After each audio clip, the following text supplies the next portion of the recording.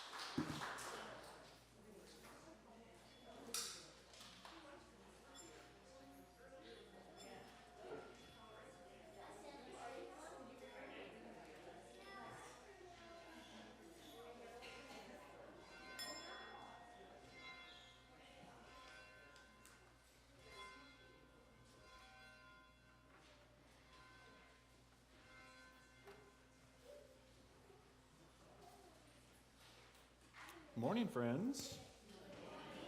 Good morning, good morning. Welcome to UU Mount Airy. I'm Reverend McKinley Sims. I use he, him pronouns, and I am so glad to be with you today on this second Sunday in September. Alvaro, I'm getting a little bit of feedback. I don't know who has the audio iPad. Is there anything you can do about that? That'd be great. Oh, maybe it's that. Sorry. Thank you. Welcome here. If this is your first time with us, we are so glad to be together today, whether you're joining us here in our sanctuary or from home, online, joining us via Zoom. It is good to be together. Today, we are taking a look at some of our social justice work here at UU Mount Airy, and the inspiration of this service is an inspiration for all of us to talk together, to be together, to think about what are the pressing issues in our lives and in our community that we might move together to face and overcome. If this is your first time with us, please note that we have restrooms at the rear of the sanctuary, down the stairs to your right, or the handicap accessible lift to your left. We also have coffee hour and potluck Sunday downstairs this morning after the service, and we invite you to be brave and join us downstairs for that. For folks who are members of this congregation, please remember that we have a quick meeting right after the service, right here, to talk about the affirmation of the vote for Shay Dively, our summer minister and former intern minister, who is going to be ordained, and Shay wants us to be one of the ordaining bodies for her. So in the Unitarian Universalist tradition, it's the congregations that ordain the minister, and Shay would like for us to be a part of that. So we want to take a very quick vote and let Shay know what our decision is. So if you can just hang out in the pews right after the service, we'll do that very quickly, and then we'll go downstairs for coffee hour and our follow-up to this morning's worship service. Sound good? All right, friends, if you have not already silenced your cell phones, I invite you to do so now so that we may be fully present in this space. Settle in wherever you are. Let's find our feet flat on the floor. If you want to put your hand on your heart or your tummy, take a moment to pause and center ourselves here this morning.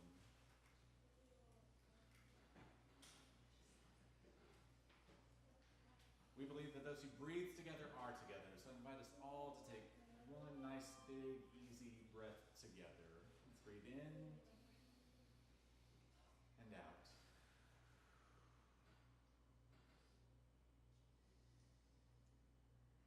Thank you, friends. We begin this morning with the lighting of our chalice.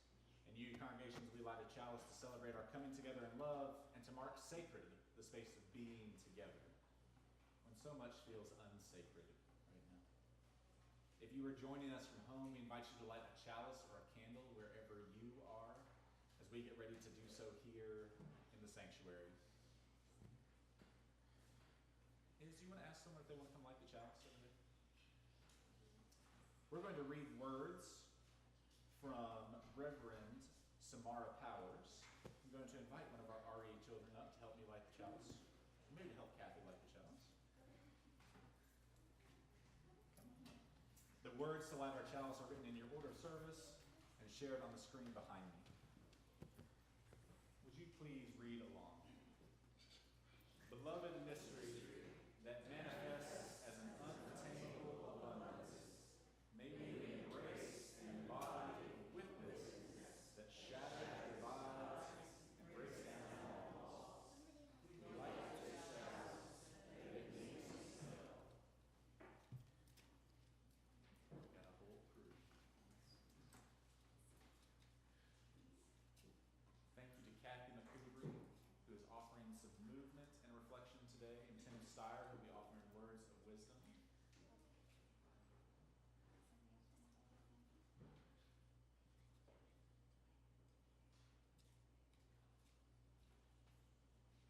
And for those who were not here last week, who have not gotten to meet Iz Ullman, Iz is our new religious educator.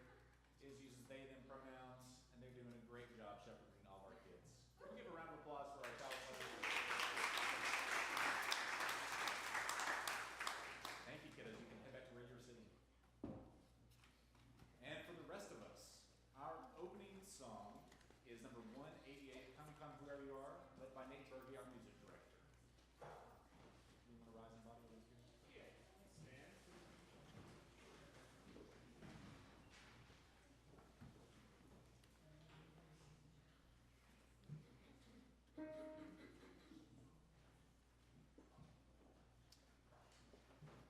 just going to jump right in. Come, come, whoever you are, wanderer, worshiper, lover of leaving. Ours is no caravan of despair. Come yet again, come. Come, come, whoever you are, wanderer, worshiper, lover of leaving. Ours is a caravan of despair. Come yet again, come. Come, come, wherever you are, wanderer, worshiper, lover of leaving. Ours is no caravan of despair. Come yet again, come. Come yet again, come. Come yet again, come. Can I see? Amen. Thank you.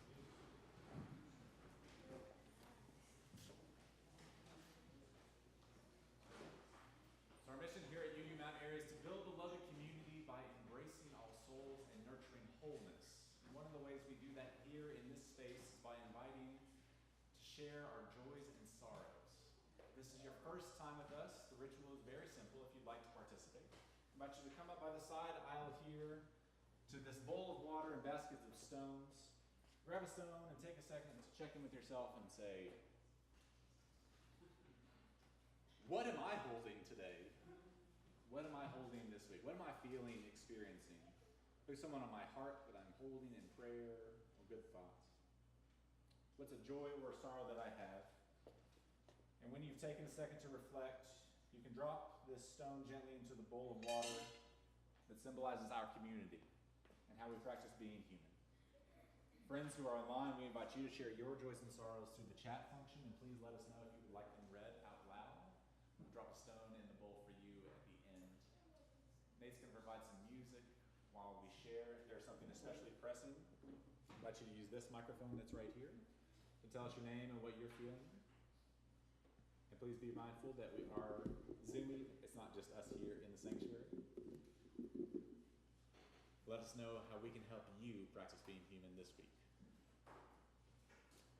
We'll share a moment of silence and lift up all these joys and sorrows. Come, come, whoever you are. The table is open.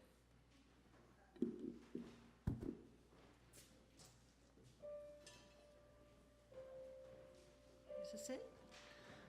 Hi, I'm Rita. Now I have a joy, it's a great joy. It may seem a little strange. It's about a funeral that took place yesterday. It was my sister-in-law's funeral. I mentioned that she died last week. She had been a nurse, and what happened is that she had 3 kids, but because one of them had just had surgery, the other one, my nephew, was going crazy. Bottom line was, I ended up being a funeral director for practically a whole week, honestly. And the best part was, just from something I saw online, I arranged to have this Pennsylvania Nurse Honor Guard to come to the funeral. I don't know if you've heard of that, but you know, like there's a military honor guard? Well, they come for nurses at funerals, and they did a 10-minute ceremony. It was beautiful. The family was completely touched. And my nephew gave a fantastic eulogy for his mother. And then the best part, everything was so calm and no friction. I was loving that. So the day was a success, about a sad event, but it turned out beautifully. So I'm happy for that. So.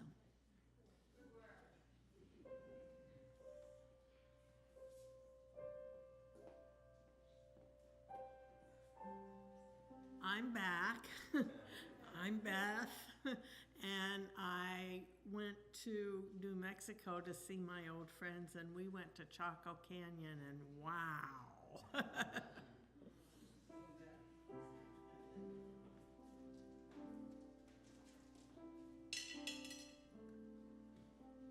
Hi, I'm Sharon. I hope you can hear me. I have a concern, but I also have a gratitude. I had a friend visiting, and we get along most of the time, 99% of the time, but in talking about all the things that happened this week and the violence and so forth, she said that she came to the conclusion that if the other side is going to play dirty, then the only way we're going to win is to play dirty back. And that is so not what we try to attempt to do here. I mean, we don't always succeed, but we have these covenants and we have these other promises that we've made to ourselves, and I don't know that I could stay the course without you. Thank you.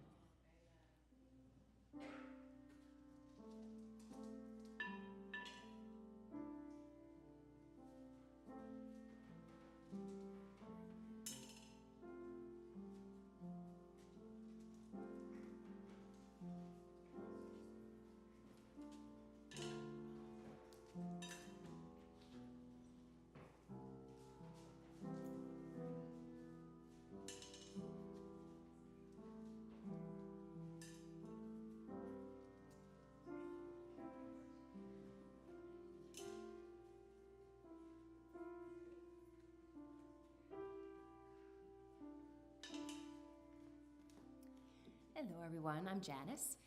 Clarabelle and Alan are at home today, but they send their love. And my joy is that I got to hear Anam sing and play yesterday, and a couple of our friends from UU Manor were there supporting him. And I mean, it was a gorgeous day. It was a perfect Mount Airy vibe, and Anam is so talented, and it was just absolutely perfect. So, yes.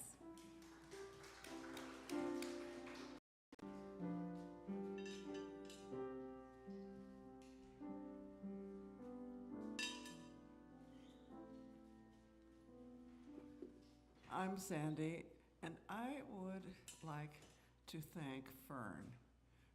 I'm trying to find a place where I can show some potted plants in the window. And Fern who is extremely good to me anyway, got the lumber for this, and for $2, got it cut.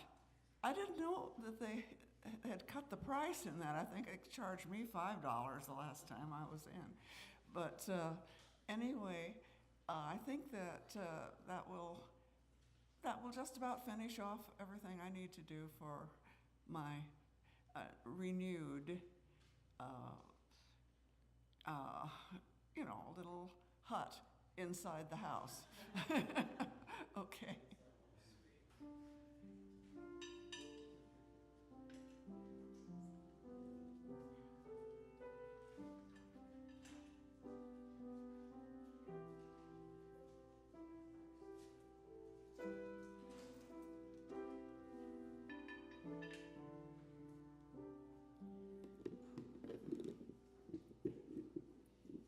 Good morning, I'm Jill. I am still flying. Last night was my 50th high school reunion. Northeast High, Philly. Oh my God, what a amazing, life-affirming evening this was. And I wanted to mention that what I never thought of, was not expecting, that a candle was lit for our dear classmates who are no longer with us, which I thought was just such a sweet, wonderful thing to do. It was amazing.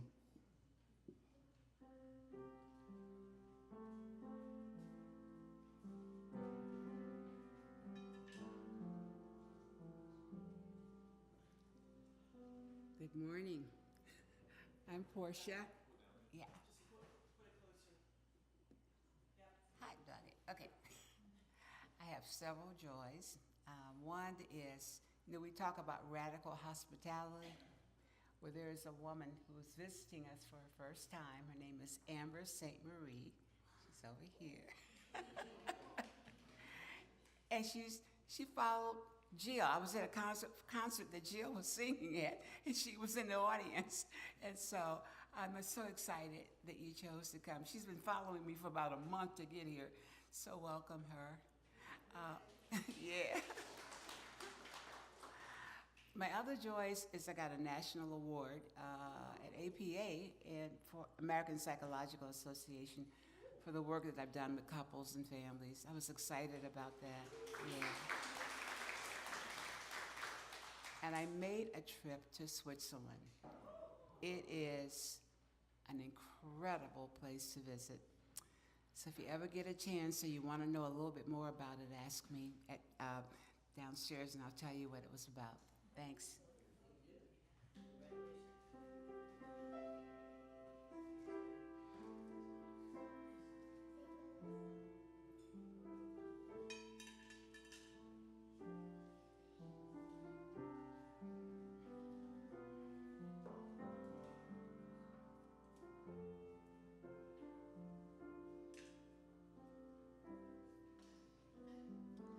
Good morning, I'm Jane, and I'm adding stones to our group bowl for two friends who are dealing with illness and need the support. Thank you.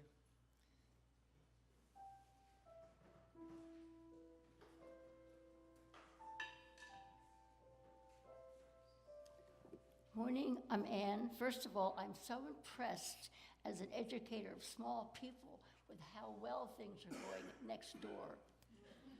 And secondly, I got to spend a lot of yesterday with my granddaughter who'd come back from a master's in England, and we just did this and that, heard some music, went to a wonderful Japanese festival in Ardmore where we ran into Sharon, and spent time on my balcony with my cat, at which point she said, I want to take your picture. I've been talking about you to my friends, and they think you're such a cool grandma.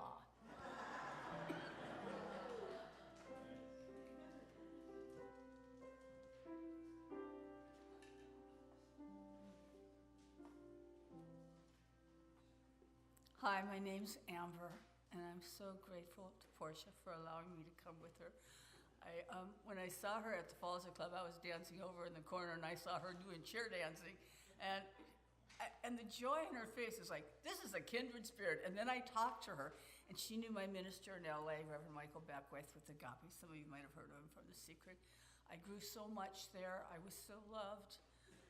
It was an integrated church at the time that the most segregated place in the United States was in our churches on Sunday morning. I am so grateful. And I have missed having a spiritual community. I grew so much there with all the love and the support. And so I am just really eager to be with more kindred spirits that are about love and healing and communication and understanding. And I need a spiritual home. So thank you for inviting me here.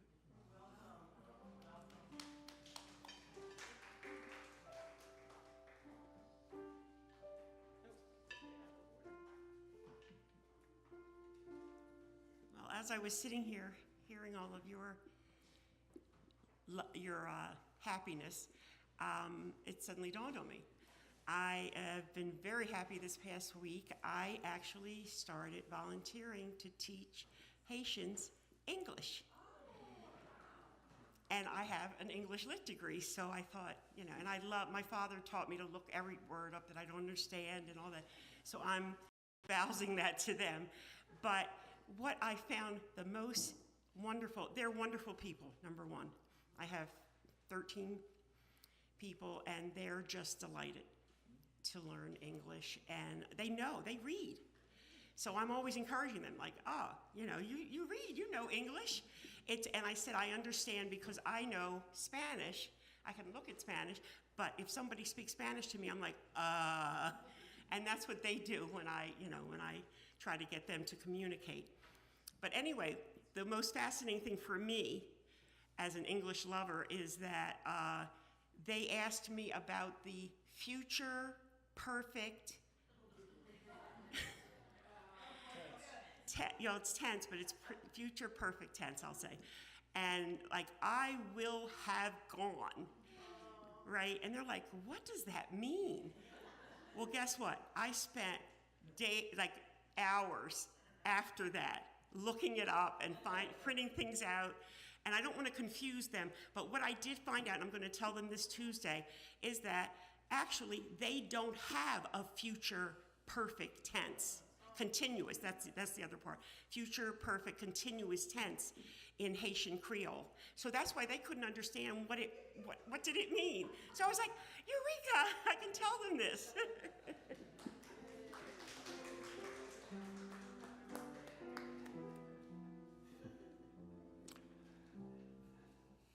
Hi, my name's Bruce. I have two joys. One just appeared.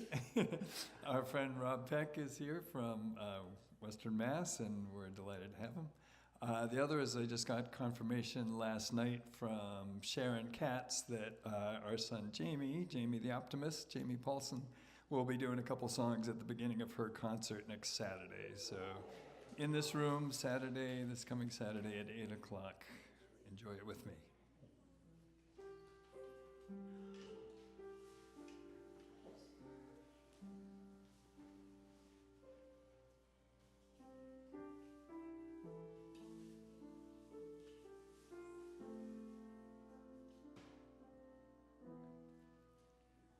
So I am grateful to be with you because otherwise I would have to be with my typical congregation, and not being with them is going to help me not take them for granted.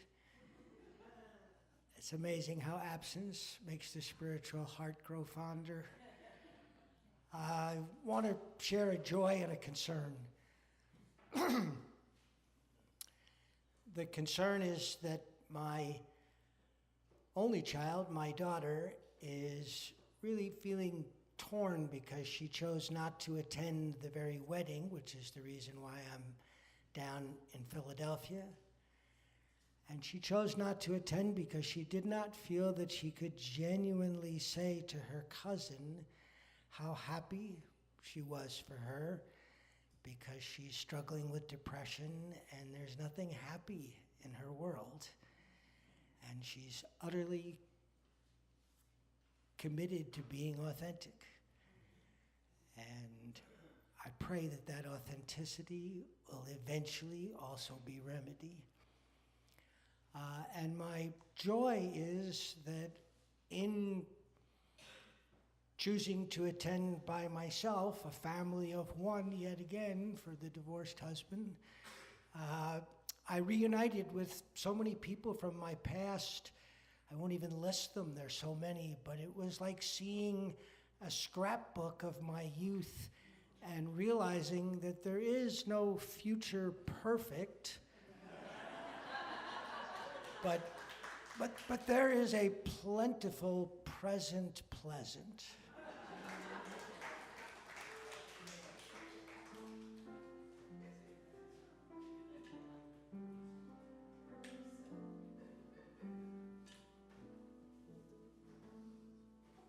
Good morning. Are you there? Okay, thank you. Yeah, two joys, really. One is today, a friend of mine her store got burnt out here in Germantown a few months ago, called Artrageous. And the best thing is they are reopening today, so I'm gonna go share some rhythms with them. They got everything settled and it's opening back up today. So if you get a chance to come over, it's right across the street from Young American Cider. Right, it's right directly across the street. The second thing is that I was allowed to premiere my film that's about Sonia Sanchez's work yesterday, and so well attended. Thank you all, whoever came out. We're having more screenings of it. It is a fundraiser at this time, so I'm presenting it as that. And we raised $400 yesterday, so a nice portion comes back here. So thank you again, thank you for allowing me to make this happen. I appreciate it.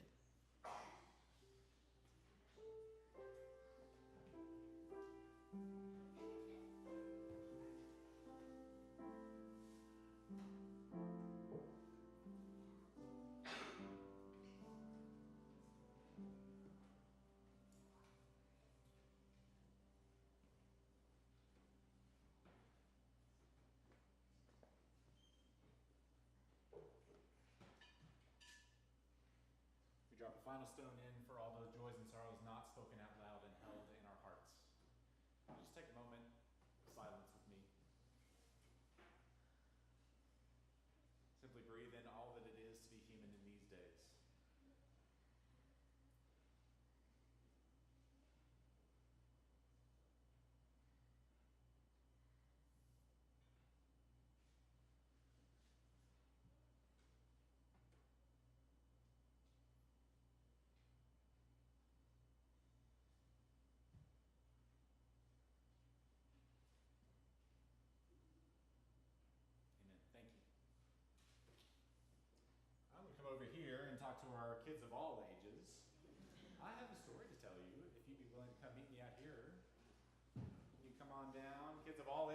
come and make your way onto the floor, perhaps? This is what we often like to do.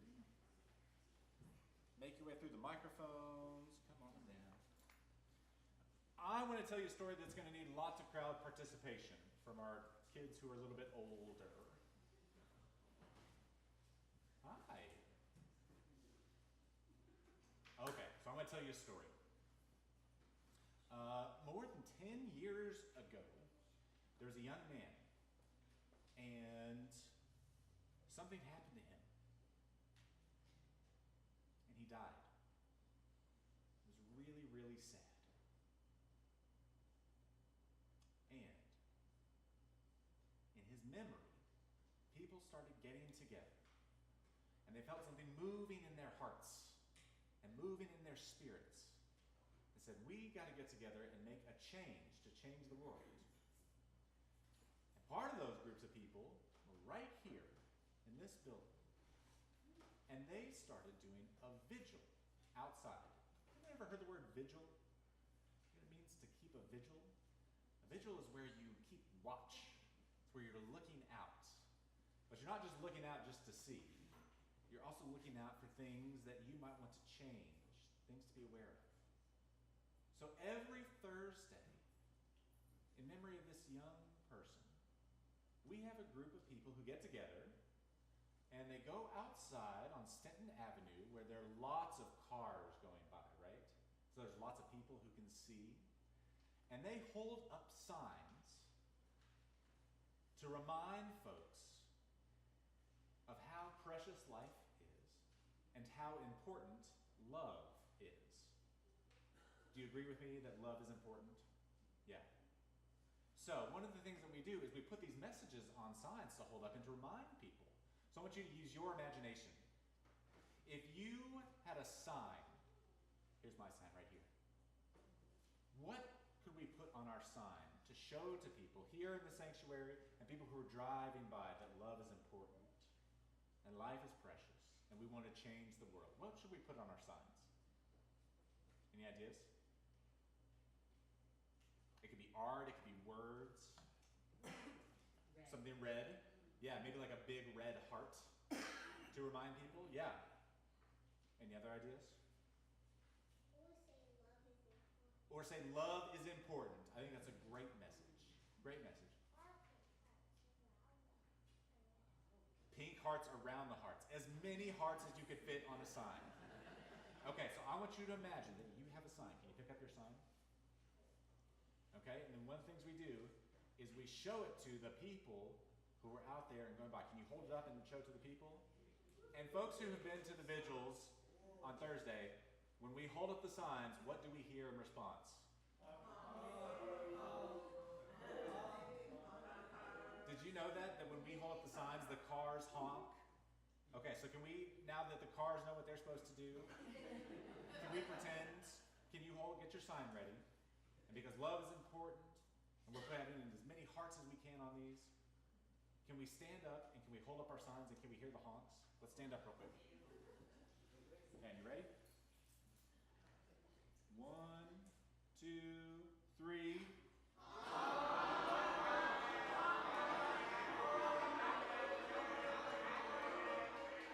We did it! So we do this not just to try and change the world out there, but this is really important. We hold signs up to try and change people's minds to put love into the world because we want to be changed. Because we want to be more loving. Because we want to be reminded that life is precious.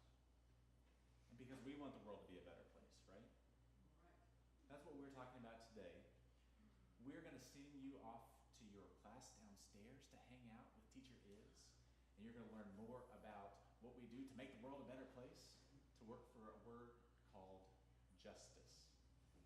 We talk about justice and peace and love. We're going to talk about it up here, and you're going to talk about it downstairs. Okay? Can we all say together, amen? Amen. Thank you, friends. We're going to stand up, and if you're going to go downstairs with Iz and Miss Jill, we're going to sing a song for you as you head downstairs. Friends, the words are on the screen. Would you sing along with me? As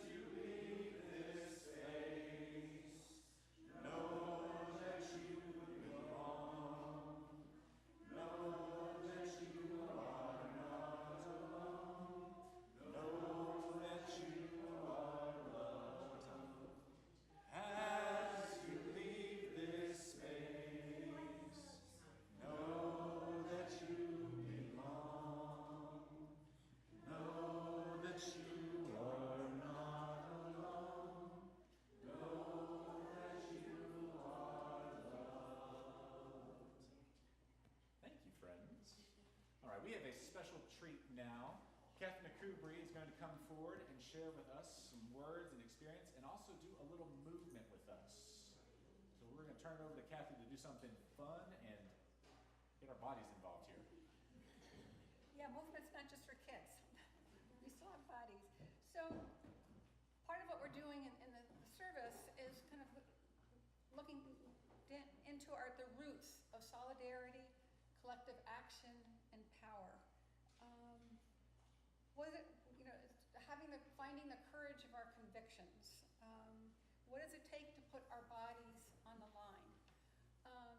And this week, David and I were in New York City, and it happened to be we were there on 9/11, and we attended an event that I want to share with you on some slides and a short video clip, just to start with an example of dancers making a public statement through movement. Bro, can we start with the first slide?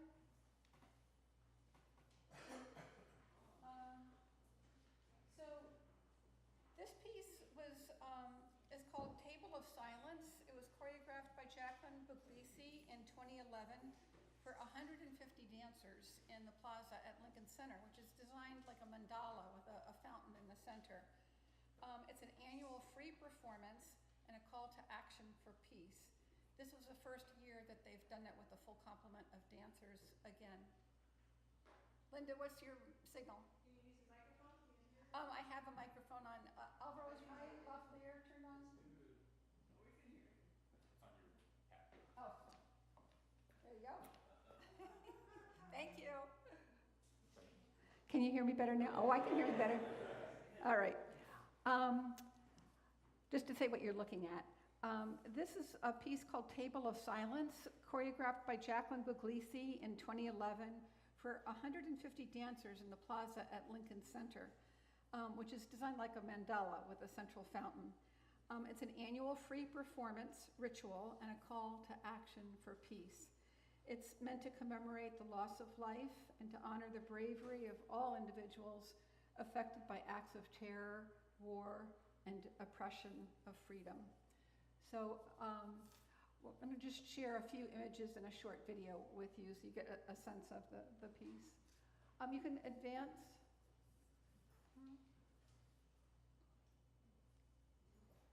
And again. Another one.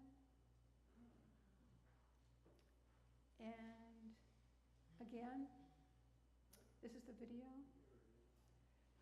Can that start at the beginning?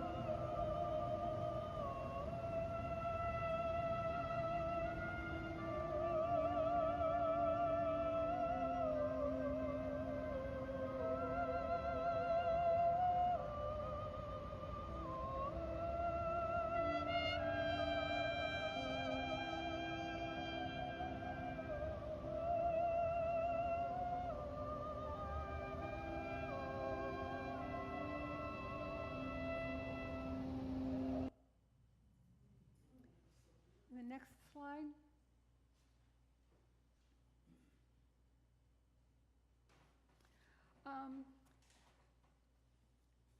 The piece began at 8:10 in the morning with the sun coming directly down 65th Street there, or 64th.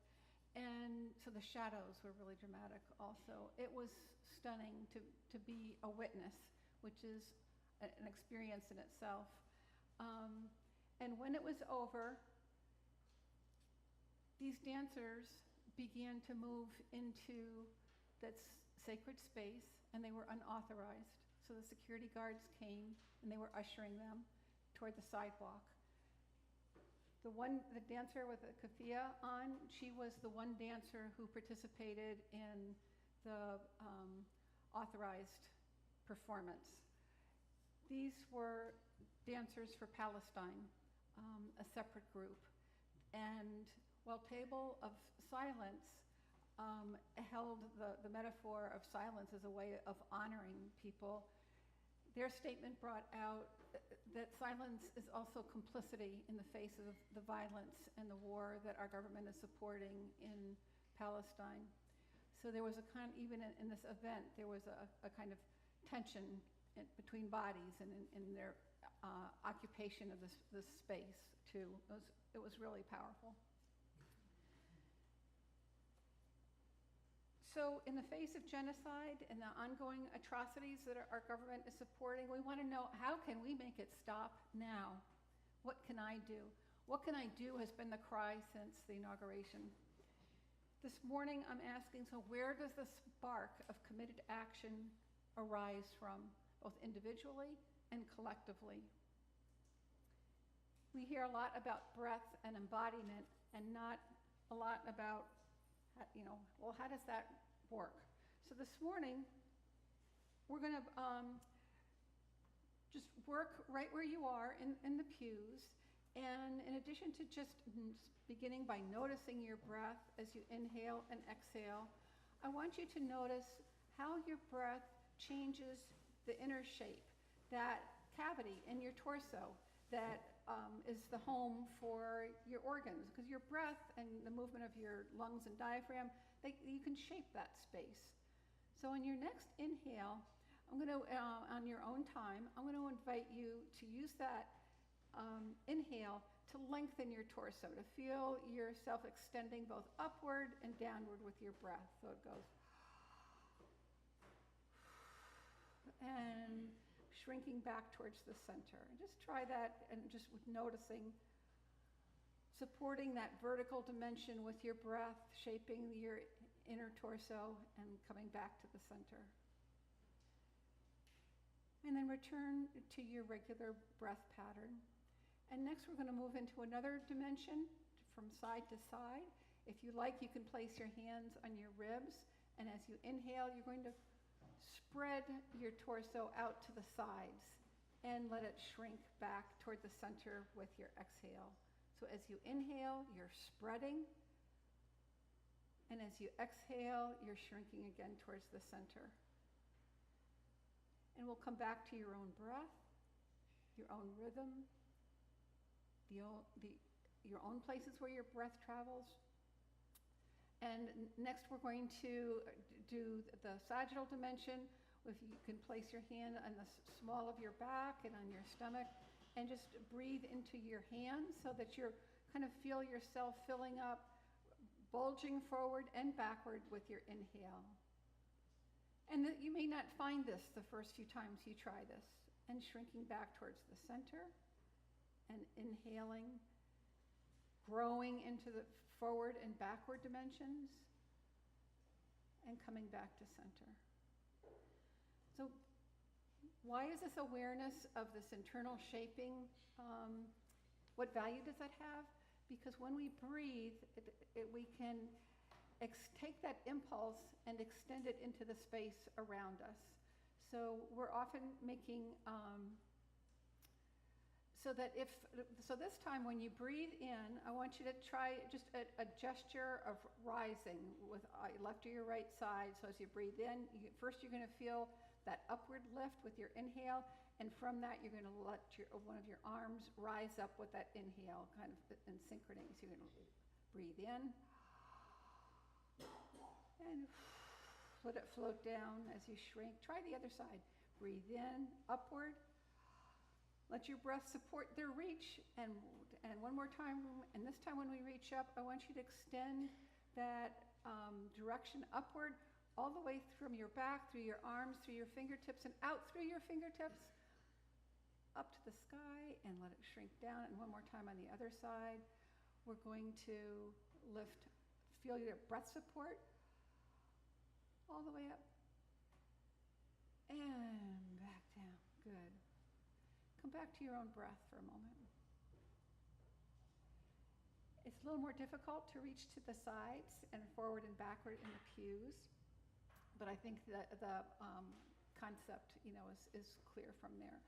So one of the things that happens, when we, in conversation, many of us, and it varies culturally, but many of us make gestures when we speak. So some of those gestures are just flying off the handle. They're kind of unrelated to what else might be going on in the interaction. They might be connected or unconnected to the message of the communication.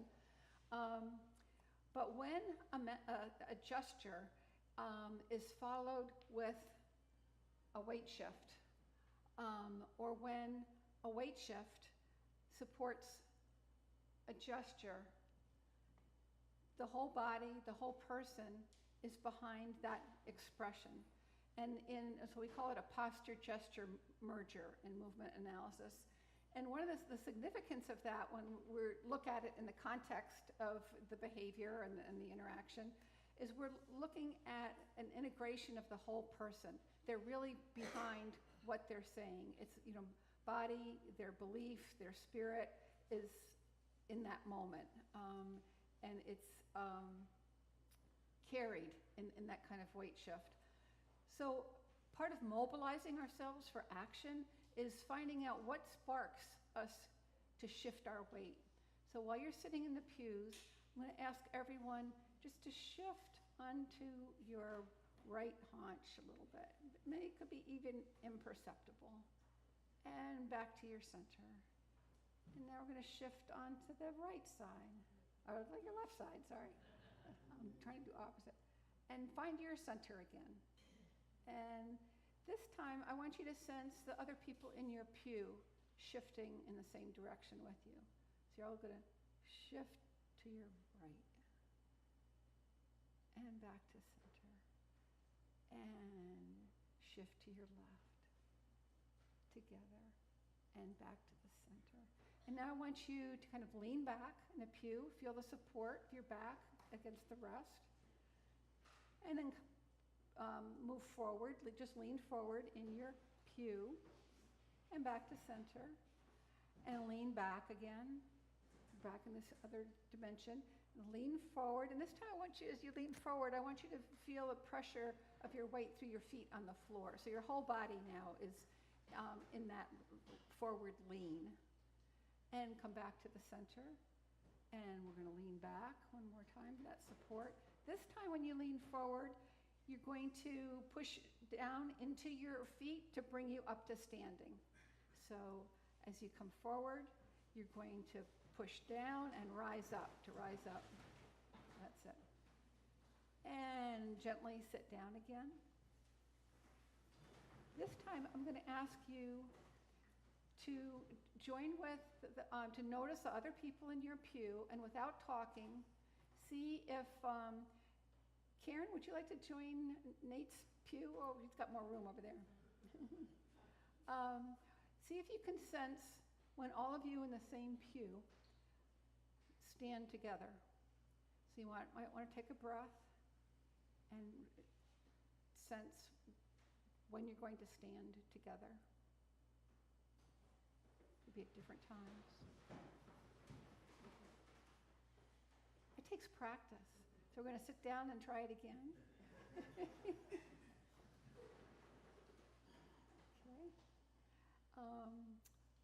Take a breath. And one more time, notice here are your fellow pew people. And when you're all ready, stand together.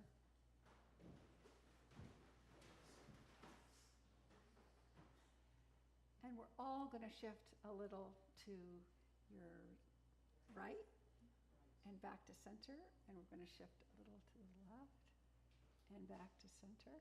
And now what happens when we shift in opposite directions? So we're going to, two sides are going to shift this way. Ready, her breath, and shift. So this side is shifting to your right, oh, and this side is shifting to your left. Yep. So we're seeing, how does it feel? Already there's a discombobulation. We're not all doing the same. So let's try it again. So just take a breath, and the folks on the left side are going to shift to the left, and the folks on the right side are going to shift to the right. So take a breath. But all see if you can do it together. And Chris, you want to shift with your side. There you go. And back to center. And back to center. And we'll try it one more time. And see if everyone can sense that collective movement of all of you shifting at the same, shifting your weight, moving your weight. And take a breath. And when you're ready. Oh, the seas are parting now. Okay. All right. And so for the last time, I'm going to ask you to sit down And now we're all going to try to stand together as one body. So we're going to extend your awareness. You know, and you can also notice that the way that we're organized for worship in these hard pews that face one way don't support sharing this energy and building these connections. And I think that worship is a time for doing those things. So we're going to, you know, be exploring some, you know, other modes of worship, and where we can experience each other's energy and commitment to act on our faith. So we're going to take a breath, and then we're going to begin to sense when it's time for all of us to stand together.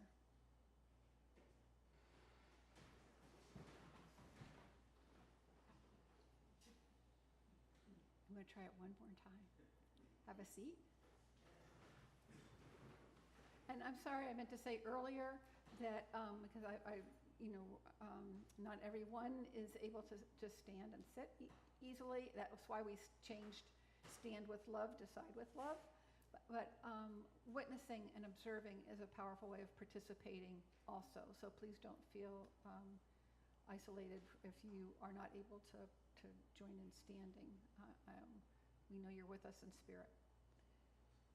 So take a breath, and when you're ready, we rise.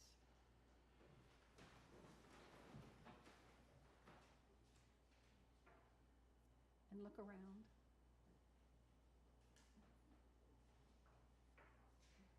We'll take a collective breath and sit.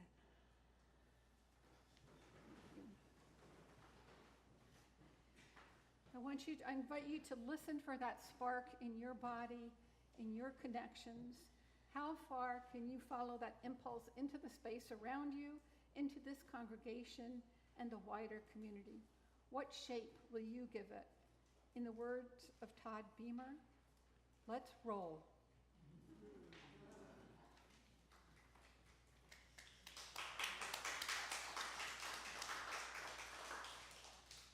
We're going to sing now, and rather than have you rise once more, invite you to remain seated. We sing number 318, We Would Be One, led by Nate. Keeping in that meditative space, as you're singing, we're going to sing a cappella. So notice the voices around you. If you're comfortable, close your eyes. If you want to sing a harmony part, however you want to engage this great spirit of voices.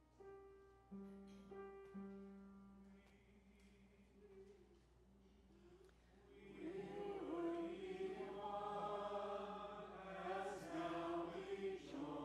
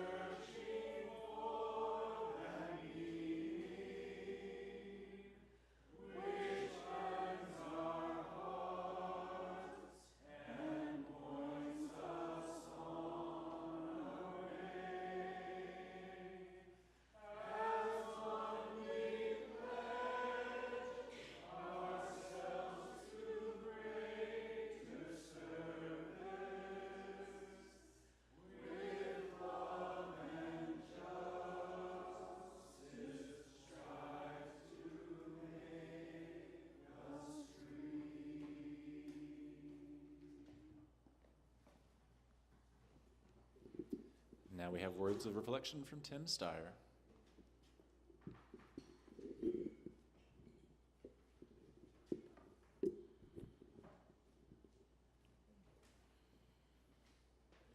Friends, fellow travelers on this path of a living faith, I invite us to ponder a question that resonates deeply with our Unitarian Universalist spirit, a question that connects our past with our present and points us towards our future. What would Baloo do? Some of you know who I'm talking about, right? Often in conversations with other UUs, the question comes up as to what is UU theology and how does it inform and guide us in times like these? Even others question our focus on love, especially as it is positioned in the UUA Article 2, and what it really means, and why the hell do we talk about it so much? I mean, you come to UU church, it's love, love, love, love, love, love, but I want to hopefully bring some clarity to this. This isn't a call to blindly follow historical figures, but rather to delve into the profound legacy of Hosea Baloo's Universalist theology and consider its implications for our activism and our living faith in today's complex world and how we meet the moment. Hosea Baloo was one of the fathers of American Universalism who is depicted on our Universalist window to the right. If you've never seen it, you should really take a look at that. An obscure backwoods preacher from Massachusetts, born in 1771, he was a unique figure.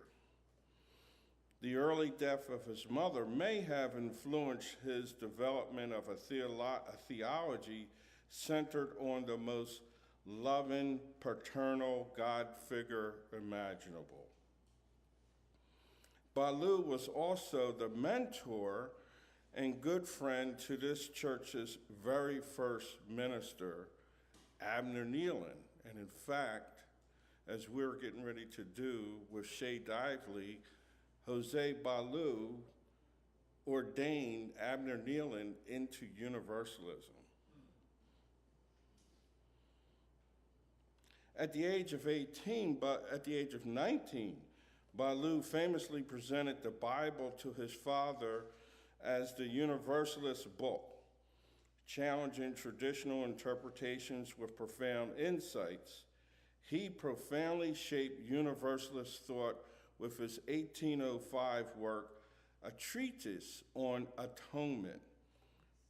Raised in a strict Calvinist Baptist home, Baloo, even as a young boy, questioned the concept of a God who would condemn creatures to everlasting misery. By the age of 19, his conviction that God's redemption was meant for all led to his excommunication for embracing Universalism. Incidentally, his mentee and friend, Reverend McKinley's forebear as minister of this church, Abner Nealon, was later charged and convicted of 3 counts of blasphemy in a case of Commonwealth versus Nealon in 1838. He was the last person jailed in the United States for blasphemy. So you know where our history comes from. Initially, Baloo's Universalism aligned with Calvinist principles, believing the redeemed elect simply included everybody. However, he further developed his theology, rejecting concepts like depravity, original sin, and the Trinity. He adopted a Unitarian view of Jesus and interpreted scriptures through reason, asserting that Jesus' atonement served not to appease an angry God, but to reconcile humans to divine love. A central tenet of Ballou's theology, known as ultra-universalism, watch out now, or death and glory, was the radical belief in God's boundless and universal love. He argued it was illogical to believe that God would condemn any sentient being to eternal suffering.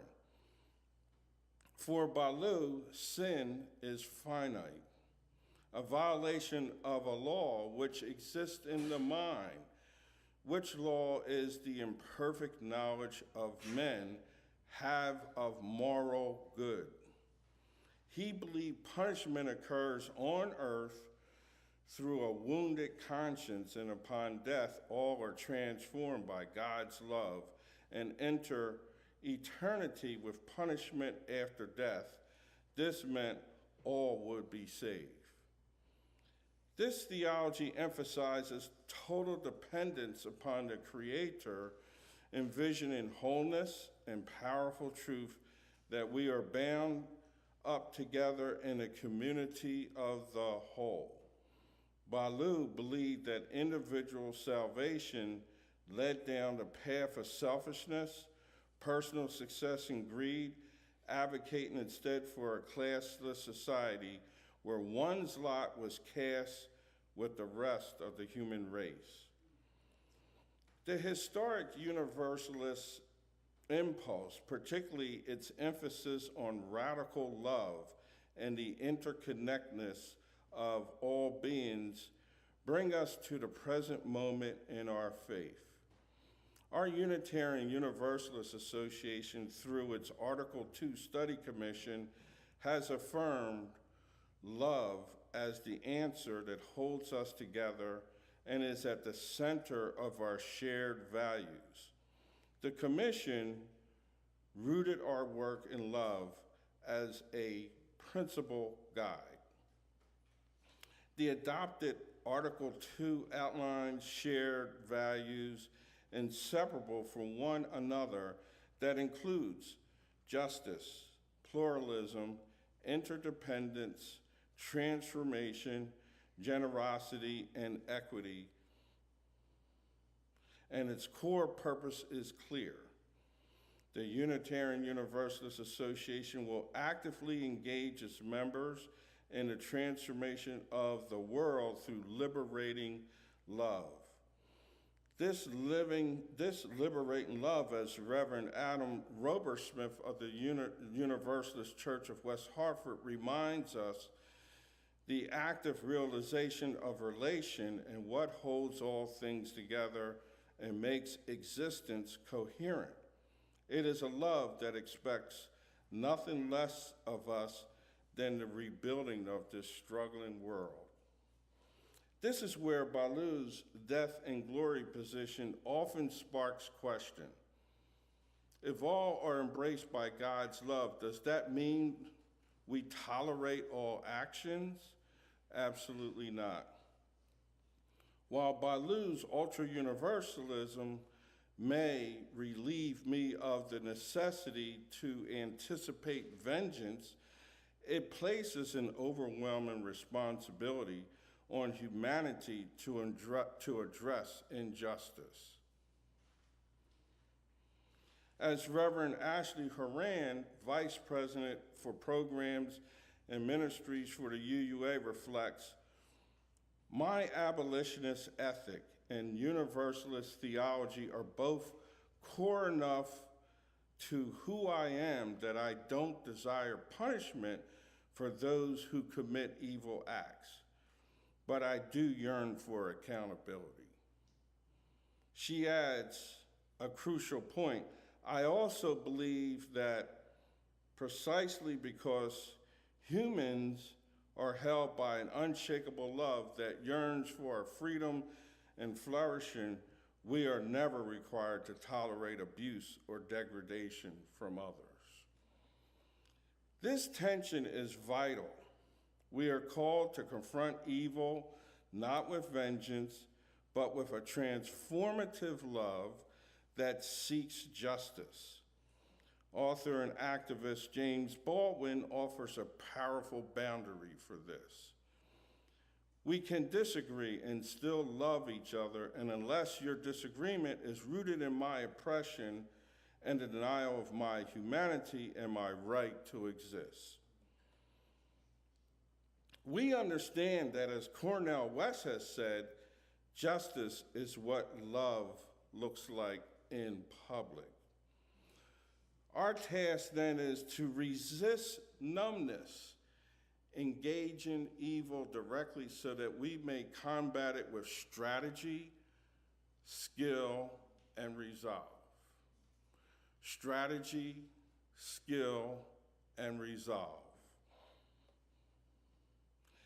This calls for a universalism that is neither naive about the realities of evil nor retributive in its tactics against those who perpetrate it.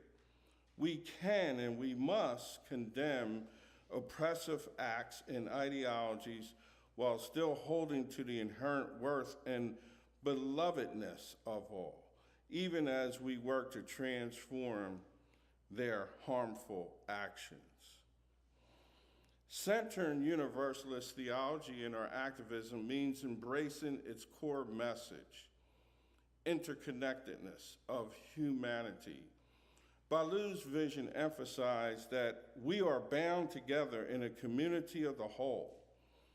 This echoes Martin Luther King Jr.'s powerful words reminding us of a network of mutuality tied in a single garment of destiny. Injustice anywhere is a threat to justice everywhere. Our activism, therefore, must always be for the good of the whole. Ethical imperatives for justice. Universalism has a long history as a driving force behind social reform. From the abolition of slavery to women's suffrage and prison reform. This ethical thrust compels us today to dismantle racism and all forms of systemic oppression, to advocate for equity, and to cherish Earth and all beings. Human responsibility. Ballou's theology places the burden of ending sin and injustice squarely on us. Humanity. We are the cause of sin and evil, and therefore it is up to us humans to end injustice. We cannot wait for a daddy God to solve our problems. This understanding empowers us, but also lays a crushing load of responsibility at our feet. It is not easy being Unitarian Universalists. Building beloved community, our modern universalism extends salvation from individual souls to the salvation of groups, not at the whole human race. This translates into a commitment to building a beloved community, an inclusive, just, and sustainable world where all thrive. This profound theology offers us several guides for living.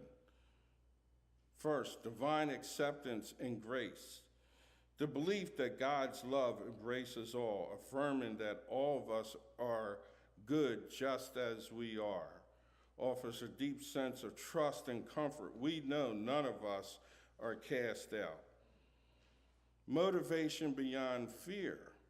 Ballou argued that genuine virtue springs from a response to God's universal unconditional love and a threat of damnation, not the threat of damnation. This shifts our motivation from fear to love, inspiring actions of justice and compassion. Humility and reverence, recognizing the total dependence upon God or the creation, fosters a humility that ensures our well-being more than individual freedom does. It asks us to understand what life asks of us. Continuous transformation. Our faith is characterized by openness to change, a process never complete and never perfect. This calls for continuous spiritual and ethical growth, embracing diversity and ever deepening our understanding of love. An abolitionist ethic in liberating love. When universalist theology is put at the center, it manifests as an abolitionist ethic and liberating love that fosters wholeness and repair, decreases punitive ways of relating, and move cultures away from carceral systems. This means consciously embodying love and justice in all interactions, creating ever-widening circles of solidarity and mutual respect. As Reverend Bill Sinkford, former president of the UUA, reminds us, love is a decision, not a condition, and requires real effort. It is our spiritual need and our calling. So, as we leave this sacred space today, let us carry the question, what would Baloo do? Let it challenge us to act boldly, to embrace responsibility, and to embody the transformative power of a liberating love in every corner of our struggling world, striving to build the beloved community here and now. May we, with strategy, skill, and resolve, bring joy to the creation, knowing that it exalts in the existence of people and does not judge or moralize. May it be so. Amen.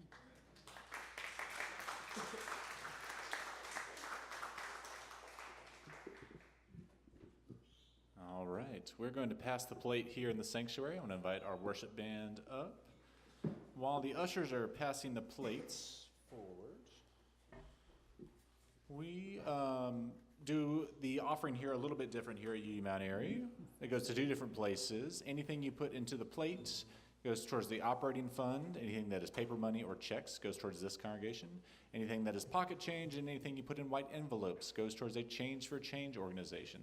This month it is URDC. More information is in your order service and behind me. We're going to grab our plates. I think they're probably over here on the side. And I think they're probably right outside there, Jane. Is there anything I'm supposed to tell you about the offering? No, we invite you to give as generously as you're willing and able. If it's your first time, you don't have to give anything except for a contact card that you'll find in your pews in front of you. Thank you. Turn it over to the hail raisers.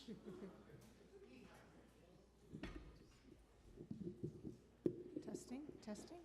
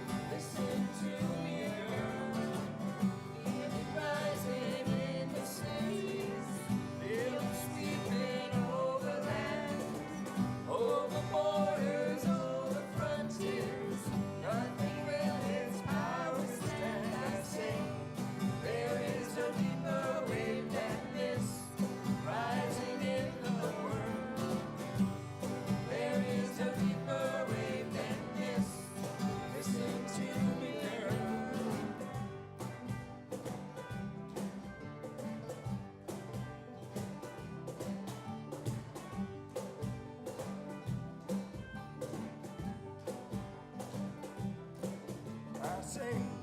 There is a deeper way than this, rising in the world. There is a deeper way than this. Listen to me, girl. At the still point of destruction, at the center of the fury, all the angels, all the devils, all around us, can't you see? There is a deeper way than this, rising in the land.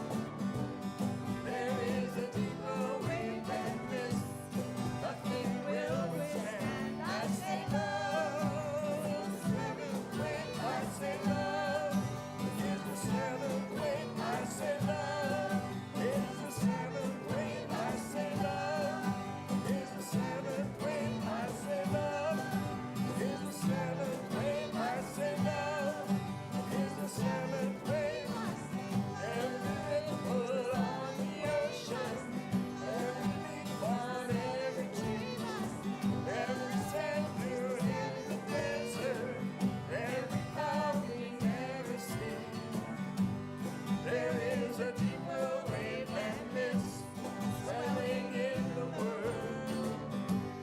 There is a deeper way than this, listen to me, girl.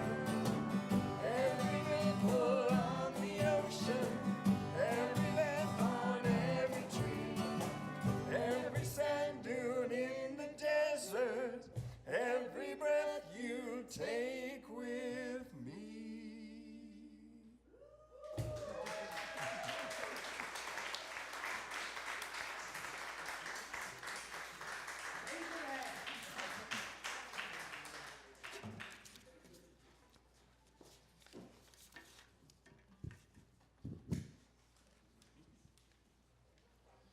All right, friends, we're going to close down here, but I need your help. If you are sitting in this kind of middle of the sanctuary, there are note cards next to you. If you can make sure that everyone has a note card and a pen, I need you to do something for me today. Everyone has some in their row. Can you make sure that they get passed down, please? There are also pens in your pews.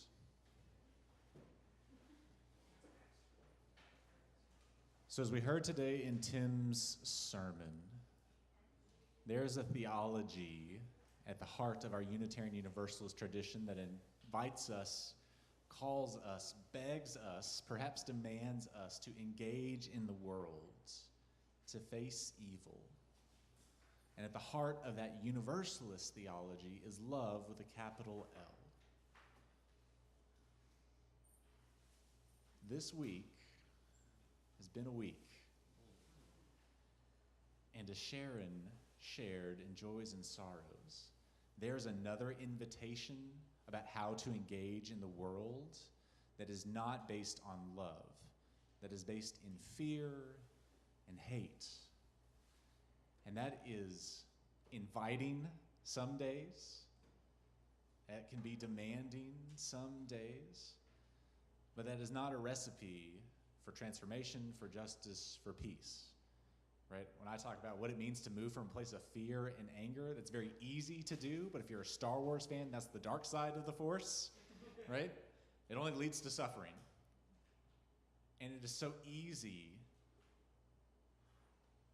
to sometimes rejoice in the suffering of the other side, right? But that's not our call. Because I feel very strongly to work for justice and peace is to leave room in your heart for the transformation of the oppressor so that you do not become the thing that you hate. Right? It is a poison to take that easy road. It is much harder to be a Unitarian Universalist and to work from a place of love. I get that, but I'm asking you to try. One of the things we do here is trying to move together, to inch forward, to lean together. And we need your help to figure out which way we're going to lean. So if you have on your note cards, you have a note card. What I would love for you to do is write down very simply, what is an issue, a problem, a justice area this congregation should work on for you? It might be personally meaningful. It might be something you've heard from the history of this congregation or this denomination. Our Justice Council is getting together today to think about what are their priorities for the year. What are the things they're going to organize around and move together on? And we're looking for more feedback. So there are a million answers to this question, I get that. I want to hear from you. Just write down what is personally, or what you think this congregation should be focusing on. It might be immigration justice, it might be housing justice, it might be food insecurity, like with our fridge pantry. It might be democracy work, anti-gun violence, reparations. There's a list behind me, I think. It might help you. So just take a few more seconds to write that down. If you want to write why it's important, that's fine. I want you to think about the why. That's our theological grounding. That's the fire that inspires our spirits.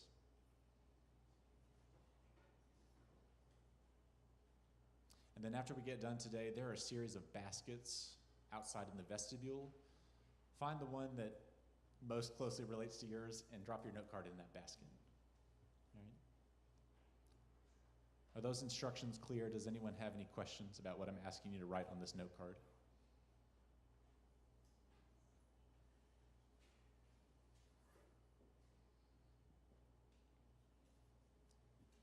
We come here to practice being human and to be reminded that love that is at the center of all of this is the only path forward for all of us. And I come from a tradition that even people who spout hateful things and who are killed are dragged kicking and screaming into this great love. And I want you to hear that that's a different message from what the other side is saying. But I would much rather be wrong about that than to live with hatred in my heart.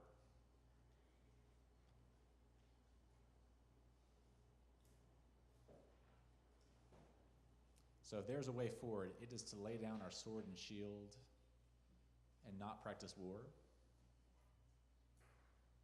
May we do that this year. Amen? Invite our band forward for our last hymn, which you might be surprised to learn is going to lay down my sword and shield. Thank you, thank you. And remind you to stay seated right afterwards if you're a member here so we can talk about Shay Diley's ordination.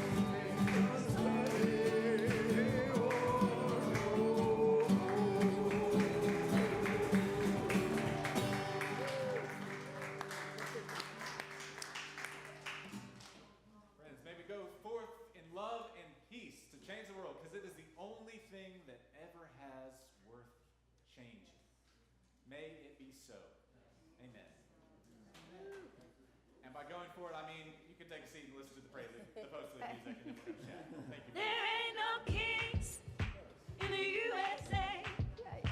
You're not God, no matter what you say. You break your word, you steal and lie, but you can't break us, no matter how you try. This land is ours, and we are free, from the desert sand to the shining sea. Hand in hand, on Belton Road, you split your hands, we wait, we won't, because no one can take our dreams away, and no man owns the USA. Stand up, fight back. There ain't no king in the USA. He ain't God, no matter what he say. He says best, we say not today, 'cause there ain't no king in the USA. For the people, by the people, so we equal. We dealt with part one, we won't tolerate the sequel. No man in this land gets a throne or a crown. Raise a hand, take a stand. Now it's time to take them down. With the people rising up, the tyrants can't handle. The only king we rep for is Darryl McDaniel. Tougher than leather when we come together. Smash the kingdom you trying to build the powder and granules. Ain't no kings, ain't no royalty, sacrifices and loyalty to form. It's just the blood money tucked away for a lawyer fee or horror scene at least. Unanswered prayers and bets, place your bets. We play position, the corners back in effect. Plagiarism, how was written on the wall, replay the steps, live in the direct. Lazarus pit, nothing gets laid to rest. I confess, ain't no idolize, no to idolize. We break bread like Maya, that's how I rise, you know the Can't claim republic, then violate our rights. We gon' make it right with street wisdom and sacred rights. Mixed with megabytes, prep to take the fight to the street alongside our brethren and allies. Y'all keep electing clowns, the circus is the government. You try to make an emperor with no clothes to cover, with a senate full of cowards and a house that is dumb as bricks. The citizens are fed up, we're done with it.